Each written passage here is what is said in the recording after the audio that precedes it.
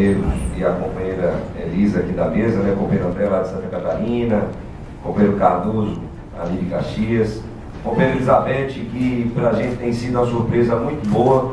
Infelizmente cometemos uma falha, eu falo isso sempre com o companheiro Cláudio Nunes, de não termos trazido a Elisa para a diretoria, mas estamos corrigindo isso, não somente com ela, mas a ideia é no ano que vem nós montarmos uma diretoria com a composição, com a representação da nossa categoria aqui no estado.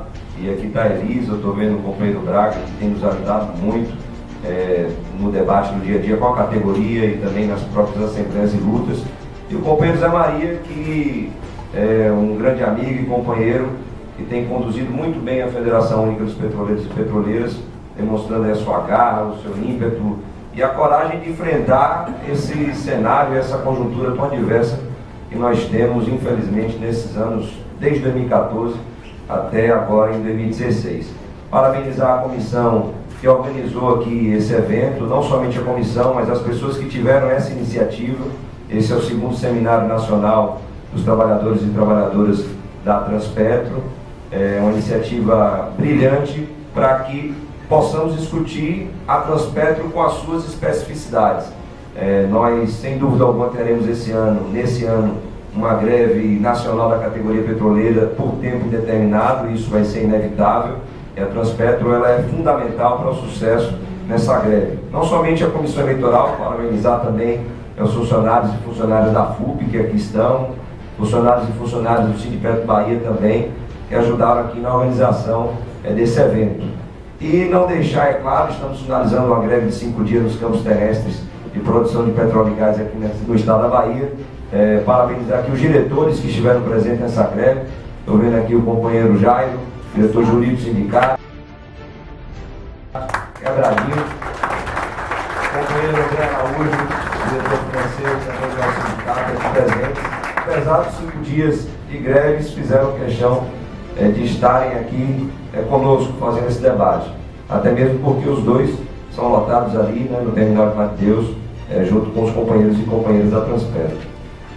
Primeiro, companheiros e companheiras, eu gostaria de trazer aqui somente um compartilhar de informações, a partir até mesmo de um debate que foi feito lá em Guararema, na Escola Nacional de Formação Florestan Fernandes, do MST, onde nós tivemos algumas informações importantes que merecem sim ser partilhadas. Talvez elas sejam de conhecimento dos companheiros e companheiras, mas é interessante que nós coloquemos isso aqui na mesa para o debate.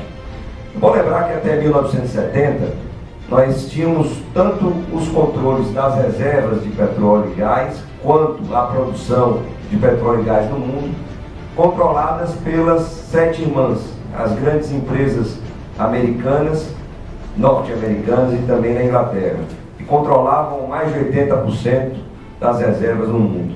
Felizmente, isso começa a mudar justamente a partir de 1970, quando essas empresas começam a ser estatizadas, algumas delas, e os estados começam a criar estatais ou empresas públicas justamente para terem um controle da produção e o controle também das grandes reservas de petróleo no mundo, o que acaba até invertendo esse percentual, onde hoje mais de 80% das reservas do mundo estão nas mãos das grandes empresas estatais ou empresas públicas que têm o controle dos estados aí, de grandes países. E aqui temos o exemplo de uma grande estatal, a Aramco, da Arábia Saudita, que tem a maior reserva comprovada de petróleo no mundo. E justamente por conta dessa mudança, os Estados Unidos da América do Norte começa a mudar a sua estratégia para ter reservas de petróleo no mundo. E infelizmente, como nós conhecemos esse país imperialista, ele se utiliza de guerras no mundo, para ele voltar a ter acesso a grandes reservas de petróleo. Aí todo mundo aqui vai se lembrar do Iraque, onde os Estados Unidos da América do Norte invadem o Iraque, alegando que iriam ali matar um ditador para dar a possibilidade daquele povo tão sofrido ter o acesso à democracia. E matam o Saddam Hussein, matam mais de 500 mil pessoas naquele país, não somente durante a guerra, mas temos lá uma guerra civil instalada até hoje por conta do petróleo. E lá está os Estados Unidos da América do Norte tendo acesso a essas reservas. Quem não se lembra aqui da Líbia, quando, da mesma maneira, os Yankees invadem aquele país e matam o Gaddafi, e tem acesso ali, infelizmente, a grandes reservas de petróleo. Quem não se lembra do México, quando os Estados Unidos da América do Norte incita a quebra do monopólio estatal de petróleo, através aí da Pemex, né, que controlava todas as reservas e a produção, e tem lá também os Estados Unidos da América do Norte acesso a essas grandes reservas. Quem não se lembra da Argentina, onde infelizmente a YPF, que era a grande estatal argentina, é privatizada, a Repsol tem acesso às grandes reservas e à produção de petróleo, e como diz o companheiro Zé Maria, chupam todo o petróleo daquele país, onde acaba provocando um grande colapso energético naquele país, e hoje a Argentina não tem as reservas que tinha antes. O que estamos assistindo hoje com a Venezuela, os ataques que os Yankees fizeram primeiro com o nosso companheiro Chaves e fazem hoje com o nosso companheiro Maduro. Por quê? Petróleo é o que está em jogo, infelizmente. Aqui no Brasil, eles não utilizaram as mesmas armas. Aqui no Brasil, não precisaram declarar guerra.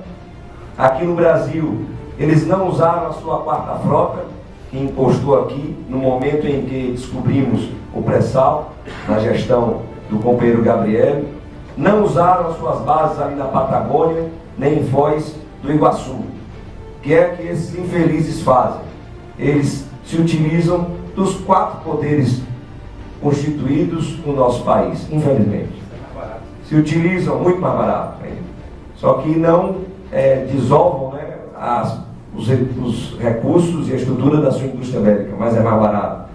Utilizam o poder judiciário, e aqui o companheiro Zé Maria falou muito bem do infeliz do juiz Sérgio Moro, que faz um grande colapso na engenharia nacional e na indústria nacional com a Operação Lava Jato, paralisando as grandes empresas de engenharia do nosso país. Utilizam então do judiciário, utilizam do legislativo.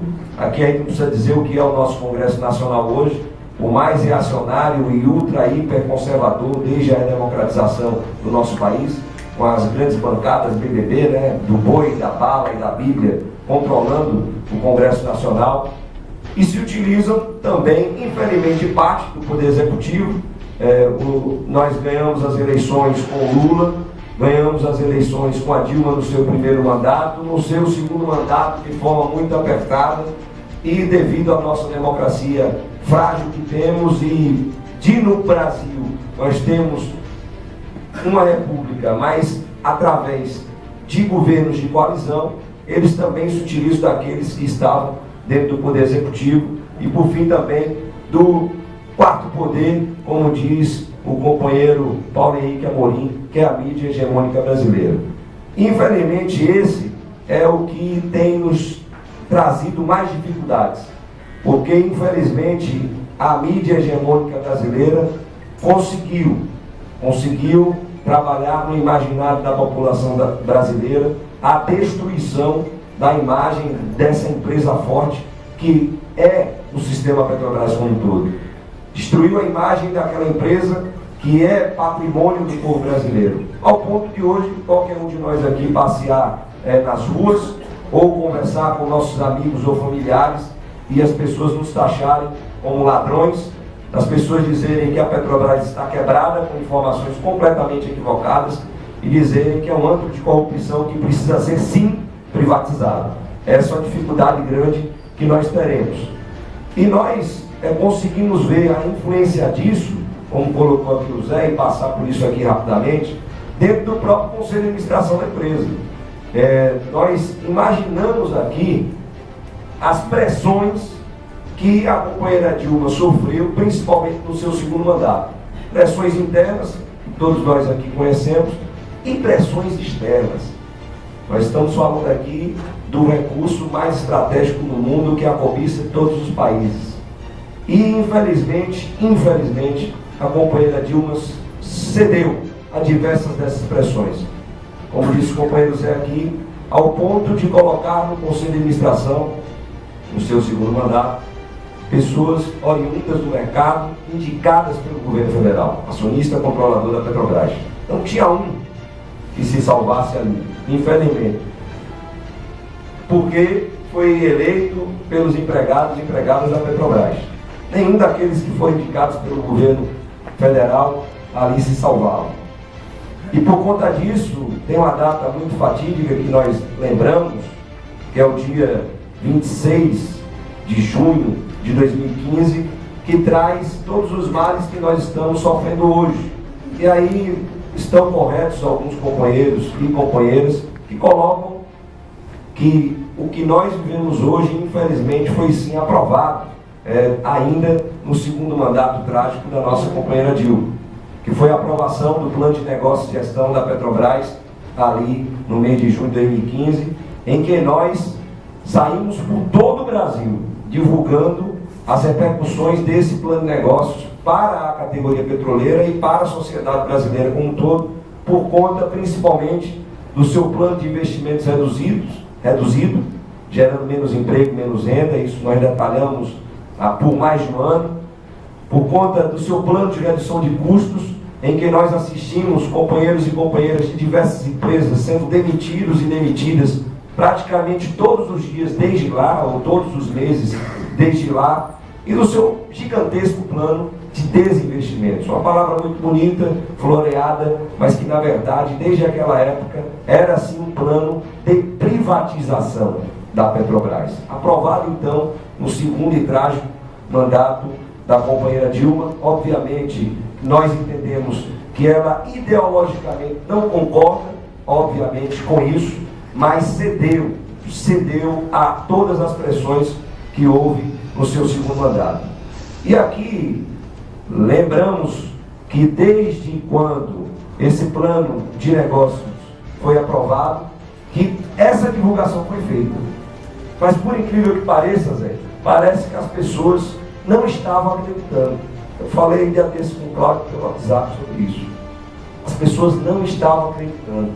As pessoas não acreditavam que a Petrobras deliberou na sua mais alta instância deliberativa a privatização dela, a venda de ativos estratégicos dela, inclusive de muitas das empresas que fazem parte da sua holding. Nós falamos que eram 38 projetos estruturados para a venda, 38 projetos que estavam sendo negociados desde lá. E agora, com a mudança do governo para um governo ilegítimo e golpista, esse plano está sendo extremamente acelerado. Está certo, companheiro Zé Maria, como coloca aqui, que de alguma maneira, de alguma forma, o Bendini segurou isso até onde conseguiu, por conta das pressões do movimento sindical, obviamente, e das pressões, nós acreditamos nisso, do Partido dos Trabalhadores, que colocou o Bendini lá no comando da Petrobras. Só que, óbvio, que nós não conseguiríamos segurar por muito tempo, mesmo que ele continuasse lá nessa conjuntura trágica que nós temos hoje. Com a mudança do governo, é ainda pior. É ainda pior. Porque quem está lá hoje, como disse o Zé, é aquele que quis fazer isso no final da década de 90 e início dos anos 2000. E aqui nós lembramos que na época nós detalhamos o que é que seria vendido, até sob pena de ser punido, como até tentaram fazer com denúncias na CVM, foram duas, e aqui desde já agradecer ao doutor Normando, que nos ajudou na defesa dessas denúncias. Detalhamos projetos, e aqui para ser muito específico, nós detalhamos os projetos da Transpetro, nós colocamos na rua aquilo que seria comercializado, nós falamos da grande malha de gás, nós assistimos ataques sem desmembrada em NTN, em NTS, nós assistimos os fatos relevantes divulgando o pleno andamento da venda da NTN e NTS agora, por sinal, trabalhadores e trabalhadoras da Transpetro que operam essas malhas.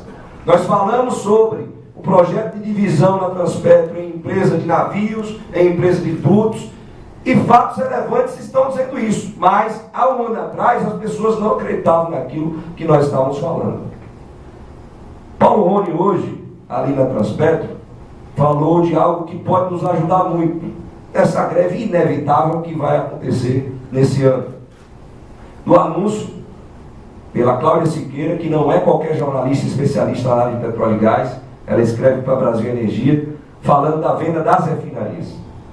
Isso também nós falamos há um ano atrás, quando nós dissemos que o modelo seria diferente daquele do início dos anos 2000. Não vão vender uma refinaria como fizeram com a Refap. A estratégia é diferente, é vender aquilo que está no mercado. Se é no sul do país, estão lá duas grandes refinarias, a Refap e a Repar. Então cria-se uma empresa específica, abre-se capital e busca-se um investidor para vender ou vender uma grande participação. Está no Sudeste, mesma coisa. Está no Nordeste, Abreu Lima, Nandulfo Alves, a mesma coisa. Não acreditavam naquilo que nós falamos. E aí na semana passada sai a matéria da Cláudia Siqueira e aquele alvoroço todo, porque foi uma jornalista especialista da área, da Brasil Energia, que falou sobre. Bom, que isso pode nos ajudar, Paulo Rony, sim, nesse processo que nós enfrentaremos agora. Para tentar ir finalizando aqui, apesar de todo esse trabalho hercúleo que nós tivemos esse ano, do mandato do CA, com todo o apoio da Federação Única dos Petroleiros e Petroleiras, com todo o processo de divulgação sendo feito todo mês, praticamente toda semana, com um artigo, ou envios de e-mails em massa para toda a força de trabalho. E do primeiro e do segundo turno, houve um up muito grande de votantes na Betânia, por conta justamente desse trabalho que a gerência fez. Um outro fator que analisamos foi da conjuntura. Esse trabalho que a mídia tem feito desde 2014, dizendo que Partido dos Trabalhadores só tem ladrão, e que a CUT é ligada ao Partido dos Trabalhadores, e quem usa vermelho também é ladrão, é corrupto, querendo ou não, isso de alguma maneira influenciou no imaginário das pessoas novas, principalmente, que entraram na Petrobras e que nós não conseguimos fazer um bom trabalho de base. E aí o terceiro fator, já chegando nele, nós tivemos sim um pecado cometido durante esses anos, não somente na Petrobras. Apesar de todas as políticas públicas implementadas no nosso país, e aqui, apesar dos grandes concursos públicos feitos e das mais de 40 mil pessoas que acessaram o sistema Petrobras como um todo, nós não conseguimos dialogar com a maioria dessas pessoas. Nós não conseguimos fazer um bom trabalho de base, principalmente com as áreas administrativas. E aqui é dar a mão à palmatória para qualquer sindicato que aqui está representado, se tem um bom trabalho com as suas áreas administrativas, principalmente nas sedes dos seus estados. E tudo isso, companheiro e companheira, nós enfrentaremos agora nesse cenário. O cenário que nós temos hoje em 2016, para a nossa campanha reivindicatória, é extremamente adverso. Porque tudo isso está englobado agora nessa disputa que está posta. E aí, graças à grande habilidade que teve, principalmente o Zé, na condução daquela plenária, lá do ano passado, da construção da pauta pelo Brasil, que recebemos críticas diversas por conta disso, nós conseguimos amarrar o acordo coletivo por 2 anos, e aqui o Zé Maria falava que era um acordo de travessia, porque nós passaríamos esse ano trágico de 2016, segurando o acordo coletivo na mão com suas cláusulas sociais. Graças a isso, nós esse ano só negociaremos cláusulas econômicas, não colocando em risco o nosso acordo coletivo de trabalho, se não houver alguma maneiragem de alguns sindicatos nesse processo negocial, na entrega da pauta de reivindicações. Então teremos uma conjuntura diversa, não apenas por conta disso, mas também porque temos uma categoria ainda desmobilizada. O que nós assistimos aqui nessa greve dos 5 dias, que foi bem debatida, bem discutida em 3 reuniões, foi na Bahia, em Fortaleza e depois em Natal, organizada pelos sindicatos com todo cuidado, com militantes que às vezes participavam das reuniões. Infelizmente, mesmo em algumas bases que serão vendidas, não houve resistência, serão vendidas. Não houve participação alguma da categoria petroleira em bases que serão vendidas. Nós, trabalhadores e trabalhadoras, sim, precisaremos construir uma greve geral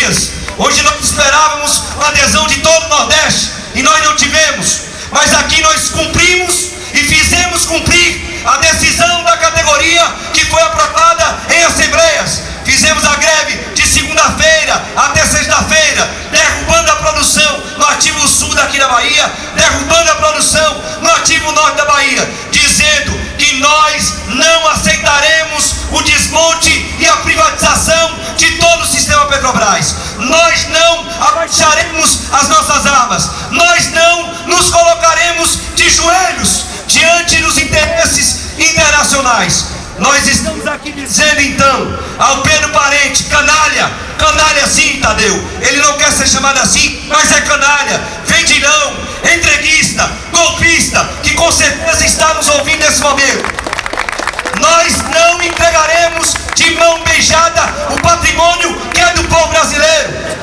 Por isso essa greve de 5 dias foi apenas um aperitivo, foi apenas um alerta, uma advertência para aquilo que nós iremos construir em breve, o início, para chamar a classe trabalhadora para cruzar os seus braços de verdade e fazer essa greve geral tão necessária para barrar a retirada de direitos, para barrar esse golpe que está em pleno curso em nosso país. Vamos à luta, porque como diz o nosso companheiro Lula, a luta continua, e entendemos claramente que defender a Petrobras, defender a Transpetro, defender a PBio, é sim defender também o Brasil. Um forte abraço, companheiros e companheiras.